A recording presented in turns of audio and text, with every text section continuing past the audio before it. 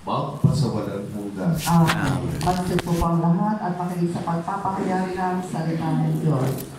Pagbasa mula sa unang sulat ng Apostol San Juan. Minamahal ko mga kapatid, kung alam ninyong si Kristo matuwid, dapat din ninyong malaman ang bawat gumagawa na matuwid ay anak ng Diyos. Isipin ninyo kung gaano kalaki ang pag-ibig sa atin ng Ama. Tinatawag niya tayong mga anak ng Diyos at yan ang totoo. Ito ang dahilan kung bakit hindi tayo nakikilala ng mga makasanlibutan. Hindi nila kinikilala ang Diyos. Mga minamahal, sa ngayon tayo mga anak ng Diyos, ngunit hindi pa nahayag ang magiging kalagayan natin. Gayunman alam natin sa pagparitong muli ni Kristo, tayo matutulad sa Kanya, sapagkat makikita natin siya sa Kanyang likas na kalagayan. Kaya't ang sino man may pag-asa sa Kanya ay nagpapalinis tulad ni Kristo, siya ay malinis. Ang bawat nagkakasala ay lumalabag sa kautusan ng Diyos, sapagkat ang kasalanan ay paglabag sa kautusan. Nalalaman ninyong naparito si Kristo upang pawiin ang ating mga kasalanan at siya'y walang kasalanan. Ang nanatili sa Kanya ay hindi nagpapatuloy sa pagkakasala. Ang sino man nagpapatuloy sa pagkakasala ay hindi nakikita ni nakikilala sa Kanya. Ang salita ng Diyos. Salamat sa Diyos. Kahit sa ay namamalas, tagumpay ng nagliligtas. Kumawit ng bagong awit sa Panginoon ialay, pagkat ay ginawa niya ay kahanga-hangang tunay. Sa sariling lakas niya ay taglay na kabanalan, walang hirap na natamo, yaong hangat ng tagumpay. Tugon. Ang tagumpay ng ating Diyos kahit sa ay namalas, yang lahat sa daigdig. Magsipagbunhing mga galak, Pangino'y papurihan sa kagalakan ng lahat. Tugon. Sa salig mga lira, iparinig yaong tugtog, ang Pangino'y purihin ng tugtuging maalindog. Tugtugin din ng trompeta, nakasaliw ang tambuli, ipagbunyin nating lahat, Panginoong ating lahi. Hari, tugon. Magsitayo po ang lahat at magbigay galang sa banal na Ebanghelyo.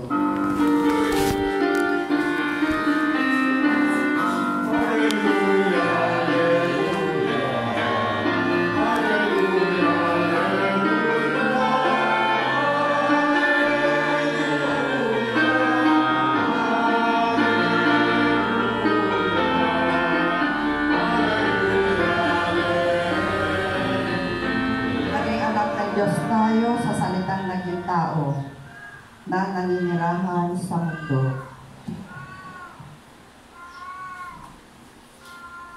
Sumainyo ang Panginoon At sumayo rin. ang pagpapahayag ng mabuting balita ng Panginoon ay kay San Juan. Papuri sa iyo, Panginoon. Kinabukasan, nakita ni Juan si Jesus na lumalapit sa kanya at sinabi niya, "Ito ang kordero ng Diyos. Ito ang nag-aalis sa mga kasalanan ng sanlibutan. Siya ang tinutukoy ko nang sabihin kong dumarating na. Kasunod ko ang isang higit sa akin, sapagkat siya na bago pa ako ipinanganak. Hindi ko rin siya lubos na nakikilala noon, bagamat ako'y naparitong nagbibinyag sa tubig upang ipakilala siya sa Israel. Ito ang patotoo ni Juan. Nakita ko ang Espiritong bumababa buhat sa langit. At gaya ng isang kalapati at nananatili sa kanya, hindi ko nga siya lubos na nakikilala noon, ngunit ang nagsugo sa akin upang magbinyag sa tubig at nagsabi sa akin, makikita mo ang Espiritu na mababa at mananatili sa isang tao. Siya ang magbibinyag sa pamamagitan ng Espiritu Santo. Nakita ko ito at pinatotohanan kong siya ang anak ng Diyos, ang mabuting balita ng Panginoon. Pinupuri ka namin, Panginoong Jesucristo. Magsiupo po ang lahat. Muli pagbati sa inyo ng isa pang maligayang Pasko at masaganang bagong taon. Tapos na ba ang Pasko? Wow, oo. Pero yung literal, sasabihin natin, tapos na ang Pasko sapagkat nakalipas na ang December 25. Pero ngayong mga panahon ito, hanggang sa pagbibinyag, hanggang sa susunod pang linggo, ay panahon pa rin ang Kapaskuhan. Kaya yung ating mga binabasa ay patungkol pa rin sa Pasko. No? Yun ang minsay mababaw na paniniwala, lalo na ng mga Katolikong Kristiyano, na kapag natapos na ang December 25, tapos na rin ang Pasko. Ang Pasko ay nagsisimula pa lang ng December 25. At ang Epipanya ngayong linggo hanggang sa pagbibinyag kay Jesus ay nananatili pang Christmas time. Kapaskuhan pa rin. Kaya hindi pa rin po pwedeng sabihin na ligtas na ang mga mamamasko. Kapag may pumasok at pumunta pa sa inyo, huwag yung pagdamutan. Sapagkat, oo, Pasko pa rin. No? Pero doon sa ayaw ng makita ang mga inaanak at ayaw na sa mga namamamasko, talagang ipagdalaban na tapos na ang Pasko. Kaya yung mga mamamasko at mga inaanak, pwede nyo sampalin ang ninong at ninang nyo. Kailan po natapos ang Pasko sa mga panahon ito? Ayaw nyo lang magbigay kasi nagtago kayo ng Pasko. No, di ba? Ilan sa inyo? Oh. Yung bang blessing, hindi nyo pagkakait o ipagkakait nyo pa ba sa mga inaanak nyo? Dahil wala kayong material na bagay na may bibigay sa inyong mga inaanak? At ang mga inaanak ngayon, mga bata, oo, matatalino na. Hindi na rin pumapayag yan na walang matatanggap. No? Ayaw na rin nga ng bariya. Kahit 20 pesos na bariya ibigay mo, ayaw pat na kasimangon. Ano? Bakit? Eh sapagkat yun na rin ang pinamulat ng mga magulang. Pagpunta mo kay ninong at ninang, hingin mo yung regalo. No? Huwag kang tatanggap ng ganito lang, ganyan. O, ang mga magulang, ang sutil. Ano? Yung mga nakakatanda, sapagkat na ipamulat sa mga bata na mas mahalaga yung regalo na matatanggap kaysa doon sa blessing. No? Yung mano o yung pagpapala na ibibigay ng isang matanda o inaanak o yung ninong o nina. Kaya nga sabi ko dito mga nakaraan, pag namamasko ang mga bata sa halip na mano po ninong, mano po nina, anong sabi nila? Mani po nino, mani po nina. Hindi ba? So yan yung mga evolution na no, sa mga panahon ito. Kaya sana, no, sa mga panahon ito, nagbagong taon na, sa marami na naman sa inyo ang gumagawa, no, ng New Year's resolution, mga resolution, hindi na gagawin, no, magpapapayat na, hindi na masyadong kakain ng marami, never ko na yung ginagawa, no? Mabibigo lang ang inyong katawang lupa, ano? At baka sa 10 sinabi ninyo, sinuswerte na pag may isang natupad sa inyong mga resolution na iyan. Kaya ngayon pa lamang, no? Ito ang panahon natin, no? Sa taon ng simbahan, ano yung ating pinagdiriwang ng taon ng Jubileo, no? Pilgrims of Hope. So binibigyan tayo ng pag-asa, no? Ng pag-asa sa lahat ng mga pinagdarasal at hinihiling natin sa Diyos. Sapagkat hindi tayo titigil o hindi titigil ang Diyos hanggat hindi tayo lumalapit at sinusuko yung mga kahinaan at kasalanan na meron tayo. Kaya nga dito sa ating pagbasa, no, malayo pa lang, nakikita na ni Juan Bautista ang papalapit. No? At walang iba yan, kundi si Jesus. So, kilala niyo ba si Juan? Oh. Si Juan, ano ang apelido niya? Oh, galing, ang gagaling. May apelido ba si Juan Bautista? Dahil Bautista? Oh. Hindi niyo ba alam na ibig sabihin ng Bautista ay? Baptism. Magbibinyag. Bautismo. No? Na ginagamit ang termino ng iba nating mga kapatid sa pananampalataya. Si Juan na magbibinyag ay alam niya at batid kung sino ang paparating. O sino ba nakapagsimba ng mga simbang gabi at misa de Gallo? Sinong nakakompleto ng siyam? O diba, 3 o 4 din lamang? So sino yung magising o hindi? Okay lang. Diba, nahihiya kayong sumagot? Pag tinatamad, ang sarap tumulog, lalo pag madaling araw o sa gabi, may binabantay ang magandang palabas o kaya may pinapanood, kaya hindi na lang magsisimba. So marami tayong dahilan. Kung tutuusin, napakarami nating chance, no? Na siyam na araw na pagdiriwang. Meron tayong simbang gabi, no? Anong oras natin pinagdiriwang sa parokya? Alas 5:30, 5:30 hanggang 6:30. O kung hindi mo pa rin magawa, ano yung madaling araw? Alas 3 at 4:30. O. Kapag hindi mo nagawa yan, sasabihin mo, malayo kami. Ay yung iba nga, no, may nagsimba pa nga, mga taga-ibang parokya, kasi hindi sila nakahabol, no, sa kanilang misa doon sa parokya. Kasi nga, kapag gusto, may paraan. Kapag ayaw, ay di ang daming dahilan. Ay, ang Diyos natin, kahit paano pagpapumilit, no, ng marami sa atin, hindi niya magdadahilan, no, para tayo'y sukuan, no, sa ating mga pagkakamali at mga kasundilan, no, pagiging pasaway. Kasi binibigyan pa tayo ng pagkakataon. Kaya nga itong taon ng Jubileo, taon ng pag-asa. No?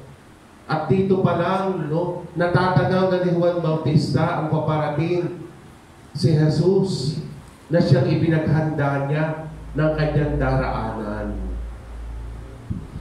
At kahit pakahapon sa mga pagbasa, hindi inaamin ni Juan Bautista yung kanyang katayuan, yung kanyang estado. Kahit sinasabi ng mga Pariseyo, ng mga Levita, ikaw si Elijah, ikaw yung Kristo, ikaw yung dakilang propeta. Pwede nang angkinin ni Juan Bautista yun, pero hindi niya ginawa. Buong kapakumbabaan pa rin niya, no, na inamin kung sino siya. Na kahit ang pangkalag ng kanyang sandalyas, ay hindi niya magagawa. So sana ganun din tayo. Meron tayong kapakumbabaan. Dahil nakikita natin ang Diyos na palagi nang dumarating sa mga buhay natin. Pero, para bang malalabo ang mga mata ng sa atin, ang nakikita lang natin yung malapit sa atin, yung mga biyaya at grasya na meron na tayo. Pero yung mga paparating pa lang, parang baliwala sa atin. Ano yung ibig ko sabihin? Nakukontento na tayo sa kung ano yung malapit lang sa atin. Sa mga tao na maaari nating matulungan. Sa mga tao maaari lamang nating madamayan. Pero yung malalayo na sa atin, wala na tayong pakialam. Wala na tayong guts o wala na tayong paraan para lumapit tayo sa kanila. O ilapit natin ang ating mga sarili. May mga pagkakataon sa buhay natin na meron tayong mga kakilala, kaibigan o kamag-anak na nangailangan din ng paglapit at paggamay natin. Pero hindi na natin sila napapansin, nababaliwala dahil malayo na nga, mahirap puntahan. Ngayon, sa panahon ito, napakadali na, halos lahat may gadget. Kahit nga ang nanay ko na 80 anyos na, gusto pa rin may cellphone para makatawag lang. No, tawag, no, ganun lang siya. Tawag at makareceive ng call. Kahit yung malalayo niyang mga kaibigan, kamag-anak, hihingin at hihingin sa amin yung mga number para lang niyang matawagan at makamusta. Lalo na yung kanyang mga pamangkin, no, mga apo na nasa malalayong lugar. So ganun din sana tayo. Mag-outreach din tayo. Katulad ni Juan Bautista, na ang paparating sa kanya, ang Panginoon, ay natatanaw na niya at siya mismo ang lumapit. At sana tayo din, bahagi ng ating resolution sa taong ito ng 2025, matuto sana tayong ilapit din, hindi lamang ang mga sarili natin, kundi yung pamilya natin, ang bawat miyembro, na hindi na lang tayo kayo nagsisimba palagi. O ilan ba ang miyembro na kasama nyo sa inyong pamilya at sa inyong bahay? Pero palaging kayo na lang ang nagsisimba. Hindi ba Katoliko ang mga kasama nyo? So yan yung challenge para sa inyo. Mahirap talagang gawin. Lalo na kung walang masyadong malalim na pananampalataya ang mga kasama nyo mismo sa bahay. Kahit ang asawa nyo, ang mga anak ninyo. O kailan na lang sila matututong lumapit sa simbahan.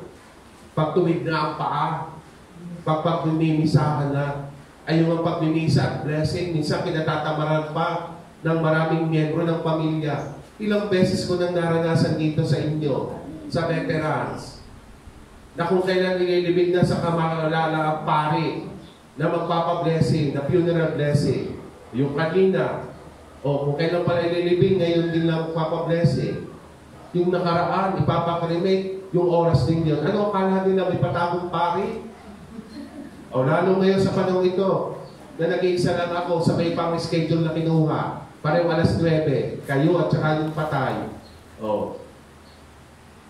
Kung isipin natin, kung hindi tayo mismo, na alam natin na ilalapit natin, hindi lang sarili natin, ang kapwa natin, ang pamilya natin, mga kakilala natin, ilapit natin kay Jesus, sa Diyos, na baka nga sa huling sandali na lang ng buhay nila, saka pa lang nila maalaala o maalala ng sino man na may Diyos pala.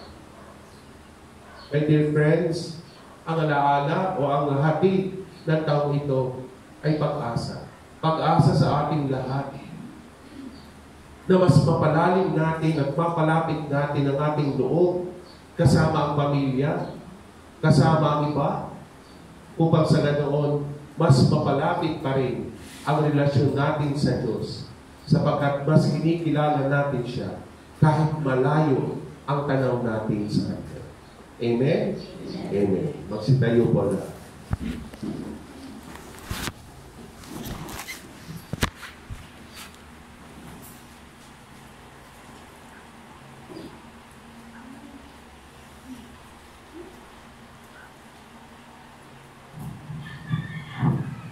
Itinuturo ni Juan Bautista si Jesus bilang anak ng Diyos. Itungo natin ang ating mga puso at isipan sa Kanya sa ating panalangin. Panginoon, dinggin mo ang aming panalangin. Panginoon, dinggin mo ang aming panalangin. Ang mga pinuno at kasapi ng simbahan ay maging masigasig na ipahayag si Jesus sa mga tao sa pamamagitan ng kanyang paglilingkod na hindi inuuna ang sarili. Manalangin tayo sa Panginoon. Ang mga nanunungkulan sa pamahalaan na hindi mangangad ng pangsariling pakinabang, kundi maglingkod sa abot ng kanilang makakaya para sa kapakanan ng bayan. Manalangin tayo.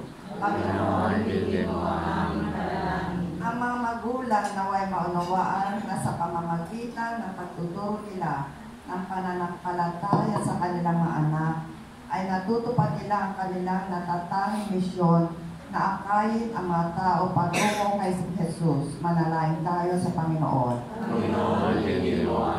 Ang lahat ng mga may karamdaman at nagdurusa naway makapatid na sila'y mahalaga sa mga mata ng Diyos at sila'y pinakalinga niya. Manalangin tayo sa Panginoon. Ang ating mga kaibigan na sa binyag ay namatay kasama ni Kristo at ngayon ay natapos na ang paglalakbay sa lupa, naway makabahagi sa pangyarihan at kaluwalhatian ng kanyang muling pagkabuhay. Manalangin tayo sa Panginoon. Ama naming Diyos, tinupad mo ang iyong pangako sa amin sa paghahandog mo ng iyong anak. Ipagkaloob mo sa amin ang biyayang maging tapat ng mga saksi ng kanyang pagdating. Idinadalangin namin ito sa pamamagitan ni Kristo na aming Panginoon. Amen. Nagsilpo po ang lahat.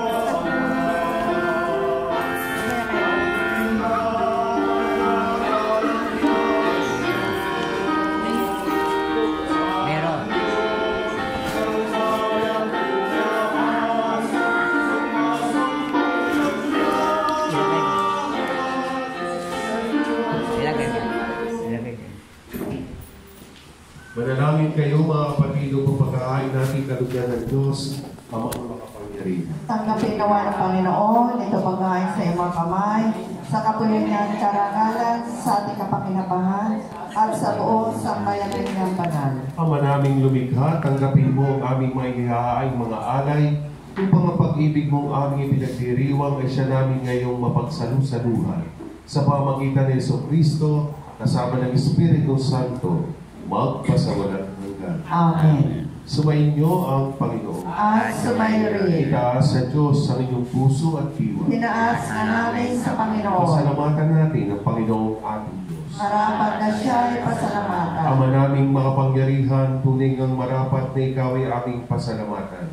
Sa pamagitan ng Jesucristo na aming Panginoon, dating lingid sa amin naging mahayag na kapiling. Dating kapiling mong ngayon naging kapwa namin. Sa amin ay nakikisama siyang mabuti upang sa piling mo ay may tampok niya kami. Ang sangkatauhang nawalay sa iyo noon ay kanyang ipinipisang muli sa iyo ngayon upang ang napinsala mong sanlibutan ay magkaroon ngayon ng bagong kaayusan. Kaya kaisa ng mga anghel na nagsisiawit ng papuri sa iyo ng walang humpay sa kalangitan, kami nagbubunyi sa iyong kadakilaan. Santo, Santo, Santo, Panginoon Diyos na makapangyarihan, napupo ang langit at lupa ng kaluwalhatian mo. O sana sa kaitaasan, pinagpalang na paririto sa ngalan ng Panginoon, o sana sa kaitaasan. Ama naming banal, ikaw ang bukal ng tanang kabanalan. Kaya sa pamamagitan ng iyong Espiritu, gawin mong banal ang mga kaloob na ito upang para sa amin maging katawan at dugo ng aming Panginoong Jesucristo. Bago niya pinagpisang pusang loob na maging handog, hinawakan niya ang tinapay, pinasalamatan kanya, pinagati-hati na iyon, iniabot sa kanyang mga lagad at sinabi, tanggapin ninyong lahat ito at kanin. Ito ang aking katawan na ihahandog para sa inyo.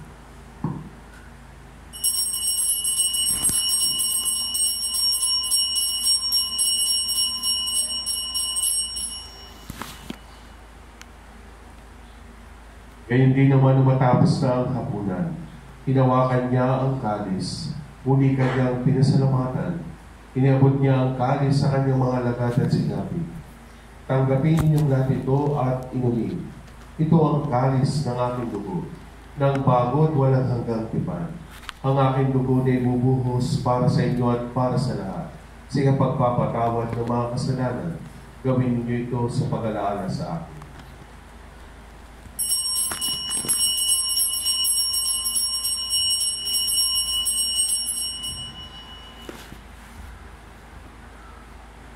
Pagbunyi natin ang misteryo ng pananampalataya. Si Kristo namatay, si Kristo nabuhay, si Kristo babalik sa wakas ng panahon. Ama, ginagawa namin ngayon ang pag-aalaala sa pagkamatay at muling pagkabuhay ng iyong anak. Kaya tiniaalay namin sa iyo ang tinapay na nagbibigay buhay at ang kalis na kakaloob ng kaligtasan. Kami nagsusumamo dahil minarapan mo kaming tumayo sa harap mo para maglingkod sa iyo. Isinasamo namin kami magsasalo-salo sa katawan at dugo ni Kristo ay mabuklod sa pagkakaisa sa pamamagitan ng Espiritu Santo. Ama, lingapin mo yung simbahang laganap sa buong daigdig. Puspusin mo kami sa pag-ibig kay San Francisco na aming Papa, ni Roberto na aming Obispo at Tanang Kaparian. Alalahanin mo rin ang mga kapatid naming nahinday na may pag-asang sila'y muling mabubuhay. Gayon din ang lahat ng mga pumanaw. Kaawaan mo sila at patuloyin sa iyong kaliwanagan. Kaawaan mo at paginapating kami lahat na makasalo sa iyong buhay na walang wakas. Kaisa ng mahal na Birhen Maria, na ina ng Diyos. Kaisa ni San Jose na kanyang kabiyak. Kaisa ng mga apostol at ng lahat ng mga banal na namuhay dito sa daigdig ng kalugod-ugod sa iyo. May pagdiwang nawa namin ang pagpupuri sa ikararangal mo sa pamamagitan ng iyong anak na aming Panginoong Jesucristo. Sa pamamagitan ni Kristo, kasama niya at sa Kanya, ang lahat ng parangal at papuri ay sa iyo, Diyos sa mga mapangyarihan, kasama ng Espiritu Santo, magpasawalang hanggan. Amen. Sa sa tagubilin, nakagaling na utos at turo ni Jesus na Panginoon natin at Diyos, ipahayag natin ang lakas, Lord.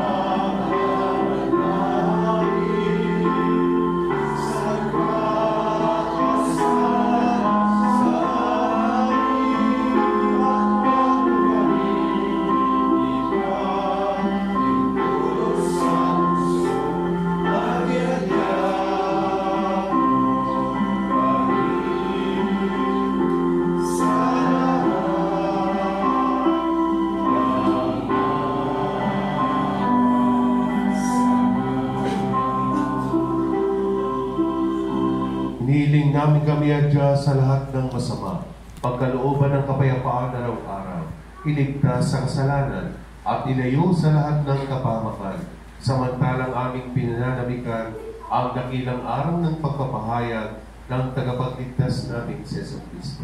Sa pagkatayong karian, nakapangyarihan at ang kapurihan, magpakailanman. Amen. Panginoon Jesucristo, sinabi mo sa iyong mga apostol, kapayapaan ang iniiwan ko sa inyo. Ang aking kapayapaan ang ibinibigay ko sa inyo. Tunghayan mo ang aming pananampalataya at huwag ang aming pagkakasala. Pagkalooban mo kami ng kapayapaan at pagkakaisa ayon sa iyong kalooban. Kasama ng Espiritu Santo, magpasawalan hanggan. Amen. Ang kapayapaan ng Panginoon ay laging sumainyo. At sumayo rin. Magbigayan kayo ng kapayapaan sa isa't isa.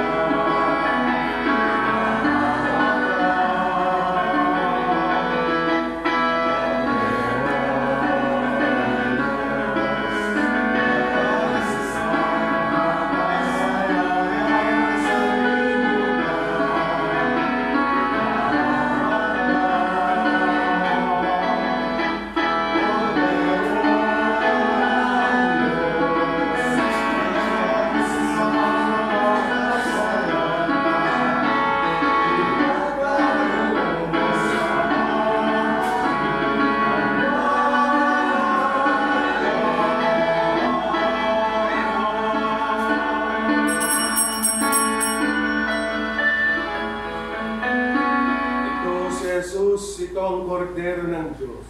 Ito nag-aalis sa mga kasalanan ng sanlibutan. Mapalad ang mga inanyayahan sa kanyang tigil. Panginoon, hindi karapat dapat na magpatuloy sa iyo. Ngunit sa isang salita mo lamang ay gagaling na ako.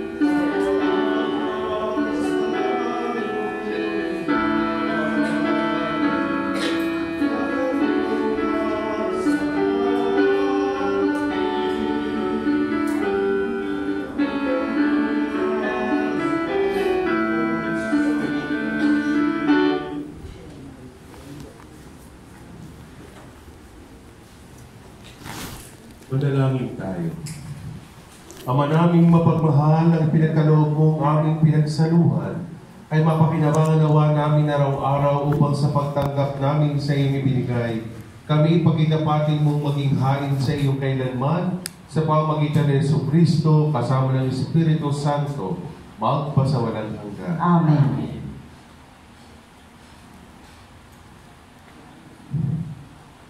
Wala? Okay. Malapit na ang piyesta natin sa 26, sa Sunday, last Sunday ng Enero. So, parating yung mga activities at mga gawain po, kaya maghanda lang po yung kawan, kung ano magiging part na yung kawan para sa kapistahan ito ng ating parokya, alang-alang sa karangalan ng Sagrada Pamilya. Ano po? Sumayin niyo ang Panginoon At sumayo rin. at pagpalain kayo ng mga pangyarihan ng Diyos, Ama, Anak, at Espiritu Santo. Amen. Tapos na ang ating misa, humayon kayo sa kapayapaan upang ang ating Panginoon ay mahalin at paglingkuran. Salamat sa Diyos. Muli magandang umaga po at mag-ingat kayo sa inyong mga pag-uwi. Maraming salamat.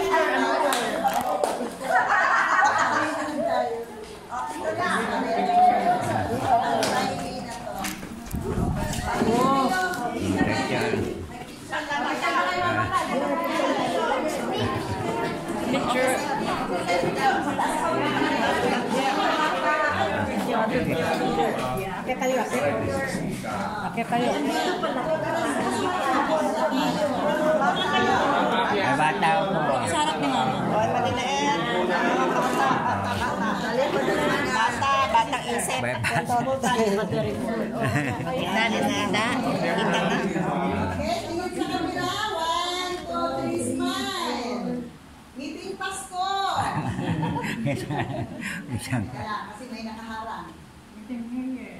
Okay.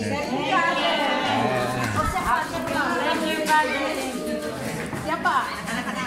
Ati may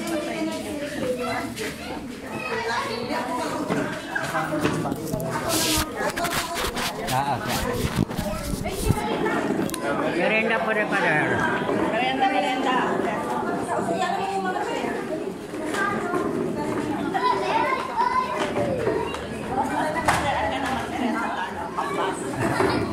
Saan nakalagay ang ano? Good morning sa lahat. Sacred Heart, ay lubos ko nagpapasalamat kay Father. Thank you, Father. Really po. Kahit busy siya, nakarating din. At saka kami Father, kung bakit pamilaan ng awan. Kasulat dito ang ating coordinator. Ang co-coordinator namin si Ma'am Mindy Santiago. Hello, Ma'am Mindy. At saka yung mga bagong officer ng kawan. Thank you sa inyong pagdating. At saka paalam ko rin sa December 11, meron yung kawan Christmas party at saka yung ng lumang officer sa bagong officer. Ang video,